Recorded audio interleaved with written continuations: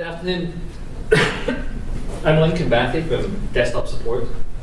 I was going to do a very quick, I'm not sure I can talk within 20-minute time frame. People who know me, I like to talk quite a lot. I'm not very good at it, but that's never stopped me before. So we're going to do a quick 20-minute presentation. 10 quick tips to make the most of your IT. I had thought about how to present this, but most of them were borderline, so this is the best I could come up with. We're going to just do a quick cover of support, hardware standards, Office, UAC, which is user access control, and data. So just going to cover support, which for everyone that is managed by IT, Windows XP is now no longer supported. It should be noted it will still work on campus. You'll still be able to get your email on it. Office will still work on it. You'll still get Windows updates from Microsoft for Windows XP, and that'll go into March of next year, I believe, and then it will stop and it'll become more of a security issue. But Windows XP support for managed machines is gone. Office 2000 support is going. A friendly reminder that hardware older than 6 years old for desktops, 5 years for laptops, aren't supported. And that does bring up the question of the general rule of thumb that we use is one version, or the current version and one version back. So we like to just keep support into 2 versions. Mainly because the vendors don't update the older versions. Things progress forward the way it is. Windows 8 should start support when System Center comes out, which is SCCM. It's an application that's going to replace ZenWorks, which is our last Nobel product. So that's set to happen early next year. And at that point, we will look into deploying Windows 8 as an option, and we'll still be running Windows 7 as well. Hardware standards. The link at the top, I put it in because I believe we're actually going to publish the URL, but the link at the top takes you over to the, oh sure. No, it doesn't, it will. It takes you over to the ITS hardware page. You can request hardware through your department, and we will take that whole process, your department's request, and go through the bookstore and procure the hardware for you via the bookstore. IT doesn't make any money on it. The bookstore bills you, but they deliver the equipment to us. We inventory it for your department. We start the process for the tickets for your department, and we start organizing the software for your computer for your department. So a very good time-saving tip would be to order your computers through desktop support, and let us manage that for you. Brings into another aspect of support, the Cascade program. Every year we surplus out all the 3-year-old equipment from the clusters, and it becomes available for sale internally to departments. The money that is generated off of that goes back into the TFAC, which is where the money was spent out of to get the hardware that goes into the clusters. So we try to help facilitate that. Another benefit of standards would be HP printers. Recommending the departments buy HP printers. We can automate the installation of HP printers better than any other type of printer because it is a commercial grade enterprise system. Along with linears are also that way. So the document publishing supplies the linears on campus, and we can automate that installation along with HP's as well. Very easy to do. Dual monitors. Anybody does not have dual monitors? So anyone left? We need to get you into dual monitors. Definitely the way to go. Very productive. You can blame IT. I went to the IT Expo. IT told me I need 2 monitors. We'll take the blame for that. You can read your email on one side, you can surf the web on one side, you can type up a Word document on the other side. I get reports all the time. People say it saves me printing stuff out and then looking at the printed document and typing into my computer. So very beneficial. Another note, we're recommending that you keep your monitors for about 6 to 10 years. So the next time you get your computer, buy new monitors, 2 of them. When it gets replaced 4 or 5 years from now, don't buy monitors. And then the next time, buy new monitors again. Your monitors keeping monitors for only 4 years is slightly waste of money, but you can always send them to surplus and I'll find a nice home for them somewhere else on campus. So, see, now I've moved my, you'd think the IT guy would know what he's doing. Come on, Lincoln. Oh. I think you're 2 monitors. Yeah. It's the confusing part. Maybe if you escape out of it and just.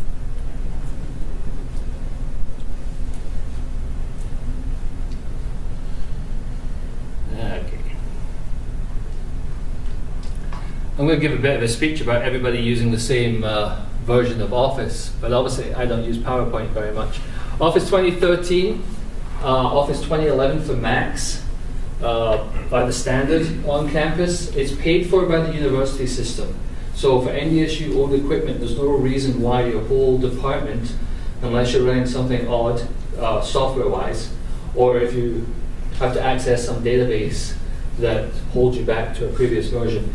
But departments should really promote the idea of using one version of Office, and it should be Office 2013 for some other reasons that I'm going to go into. Office 2011 obviously being the latest version for Macintosh computers.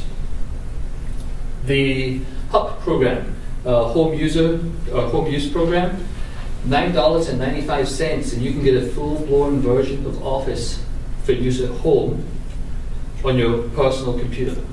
That's like the best $10 you could spend. It really is. It's the full version of Office.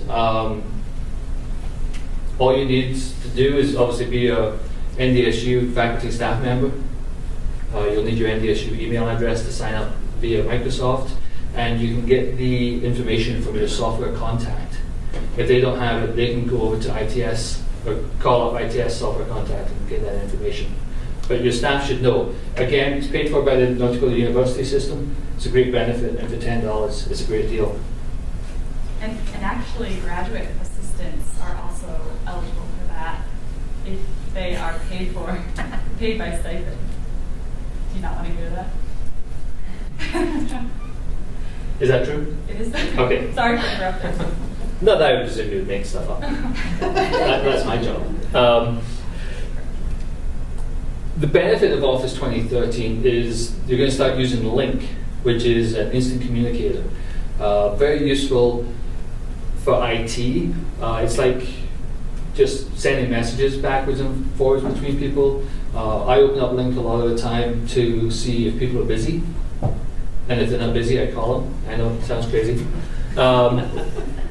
I was using Link the other day. We've always had tools at NDS in desktop support where we can see other people's desktops, and it helps us. But I would like to think that Viet uses Link a lot because he can actually go in and see other people's desktops. He can share his desktop with other people. So if you're not geographically beside someone, they're on the other side of campus, rather than trying to explain how something's working, you can share your desktop, or you can look into their desktop and basically use the Link meeting function. I've called people with Link before. You obviously do need a web camera and a microphone, speakers, but very easy. And it also works from off campus. It's built into Office. It's built into Office 2013. It's available in Office 2010. So. And multiple people can participate, or is it just the 2 people that participate? In a Link conversation, I don't think there's probably a theoretical limit, Okay. but it's multiple people. I tried sharing my desktop with more than one person the other day, and it did not work. Okay. UAC. called user access control. It's switched on by default for the machines that IT manages. And if you've ever installed something on an IT managed machine, it pops up, hey, got to think about, it asks for your credentials. So it makes you think about what you're doing. If you're installing printers, I would expect this to happen. If you're installing a new version of software, I would expect this to happen. If you're surfing the web for no real reason, and that box comes up, it should make you think, why is this box coming up? And you should not enter your credentials. We're trying to cut down on the number of viruses, malware that's going around campus. So this is why it's turned on. In saying that, not all virus and malware uses, or they can circumvent this, so there is obviously still a chance to get it. We're just trying to reduce that chance. But definitely when your computer asks you for that credentials, you really should be expecting it to come up. If not, there's something going on. Okay, data. I was going to do a quick survey. How many people have important data on their computer that is not backed up? Please raise your right hand. 3, 4, 5, come on, 6. Is that it? Just 6 people? Okay, can those 6 people please raise your right hand for a second? Come on. Repeat this. I state your name. You do promise not to get angry at desktop support when my computer crashes and I was not smart enough to back up my data like they told me to. We chuckle. I am in the unfortunate position where twice a month, actually twice yesterday, people lost all their data on their computer instantly. There was nothing that could bring that data back. There were 7 computers that fell into a hole they dug outside a building a couple of years ago. All those people didn't get that data back. There was a laptop, well, it's not here anymore, it's gone. Somebody drove over a laptop about 6 months ago. But not a month or 2 weeks go by that our department doesn't see someone close to tears understanding the ramifications of not having their data backed up.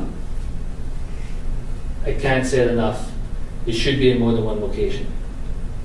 The S drive, the IT shared drive, the department-wise, now you can't put your personal files in here because if everyone did it, it would fill up and someone will yell at someone. But as a department, you now have 50 gigabytes of space. The U drive was just increased last week from 1 gigabyte to 5 gigabytes. 5 gigabytes being like 10 CDs of data. If it's truly just data, Excel, Word documents, that kind of stuff, you'd be hard pushed to fill up 5 gigabytes. If you get into pictures, it's slightly easier to do. Music, videos, it gets even easier to do. X drive, for the people that have them, it's a departmental cross-share drive, and there's a 10 gigabyte quota now on that as well. SkyDrive and Google Drive are going to come out. In fact, they're already out. We're going to start promoting it soon. This is going to be a good tool. It's going to allow you to synchronize your data, because that's always generally the issue, is people have to back up your data. You've literally had to copy it in the past and paste it somewhere. You've had to physically think about doing it and copying it somewhere. Not necessary anymore. We can use SkyDrive and Google Drive, which is like Dropbox. thank you very much, like Dropbox, and it will actually synchronize the data. So you save it in one location and you can access it from somewhere else. And just the fact that it's in the cloud gives you another location to recover that data from. The situation from yesterday would not have been helped by SkyDrive or Google Drive or Dropbox, because the data itself was corrupted by a virus of types, and it would have gone in and corrupted that data as well. But it does leave you with more options.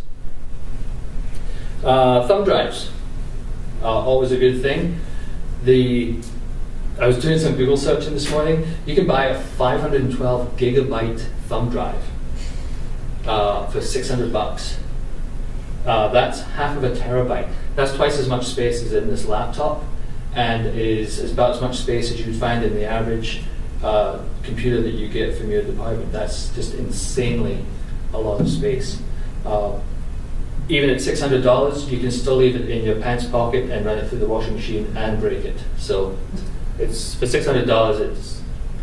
But still, it's a lot of space, a lot of data. So for 6 people, you know who you are. Think about backing up your data. And for the other people who lied, think about back up your data. Can't say it enough. We should actually hopefully make it easy. I'm almost out of time for 20 minutes and would be more than happy to take questions. A question about the S drive and probably the other ones. Before, when we switched from Novell to Microsoft, is the salvage files still a feature? Am I just missing something? Or is that Nope. No, you and me both would be complaining about that. The ability to go in and actually self-salvage your files was taken away because they need to maximize the space. And the salvage files, which is a great idea, but it actually requires space in order for it to work. So they've given that up and tried to increase the quotas instead. It's just a resource decision. Any other questions? Should you get an external hard drive? External hard drive would fall into that category. That's better than a thumb drive, I've heard. It's more secure or not really? What's the better option? It's Backup. 6 and 2 3s. They do exactly the same thing. The benefit of thumb drives, other than you could wash them and break them quickly, the benefit of thumb drives is there's actually no moving parts. Whereas an external hard drive, if it slides off your desk and falls, there's moving parts inside of that drive. The wonderful thing about SkyDrive and Google Drive is that the data is actually up in the cloud. Because the next situation you have when you get into backup is, realistically, you don't want 2 copies that aren't identical. Because you put it on your thumb drive, you put it on your external hard drive, and now you have, the minute you upgrade one or the other, retype the Word document, you now have 2 versions. And which version do you keep, which version do you want? So being able to put it up into the cloud allows you to synchronize. That is a good question. So the limit on the cloud and the SkyDrive and the Google Drive, that's for department also? No, that's personal. That's personal. Use through your email. It's run basically in the same thing that runs your email calendaring system. It's your personal access space. And that's not true. That's only for SkyDrive. Google Drive is actually an entity unto itself, but you access it through your NDSU credentials. But that gives you an awful lot of space. 25, if you add them together, if you add all the space together, that's an awful lot of space. Yes? Did you say we can do SkyDrive now? Or not yet? What was that? Because I tried to save something and then I just got the newer version of Office just the other day and I was trying to save something to SkyDrive and I'm like, that didn't work. It was asking me for my login stuff. It needs to be set up. Okay. So I see Lorna behind you nodding your head. The wonderful thing again about Office 2013, you write a Word document, you do file, save as, and SkyDrive's like the first choice. It wants it to go up into the cloud. There's a bit of a setup on the account, but once that happens, it is actually then activated and you can use it. The issue becomes they're going to move tenant, I believe is the technical term for the email system. The President's State of the Union University said they're actually going to move email system, and there's a concern that if we set up your data now, you're going to have to download it manually and move it over to the new tenant. I'm not sure if that's actually downside, because at least it's somewhere. You didn't raise your hand, so you're smart enough to have your data somewhere else, I know. But people like me who have all my data on my desktop, I don't even put it in subfolders. I got it all on my desktop. Icons everywhere. It's a mess. But it would be better for me to put it in SkyDrive, get it to work, or Google Drive. Get it somewhere else, as well as being on my desktop. Again, similar to Dropbox, because Dropbox was been out for 2-3 years doing exactly the same thing. It's beneficial because, again, if you have a laptop, you can take it with you and have it in your files, and then when you plug it in, it synchronizes everything back into one version. Dropbox has an inherent issue as far as the university is concerned because of licensing agreements or legal terminology. But with the space that's on Google and SkyDrive, it's not going to become an issue. Last question before I get tackled to the ground by Kevin Lamas. Perfect. I appreciate it. Thanks for your time.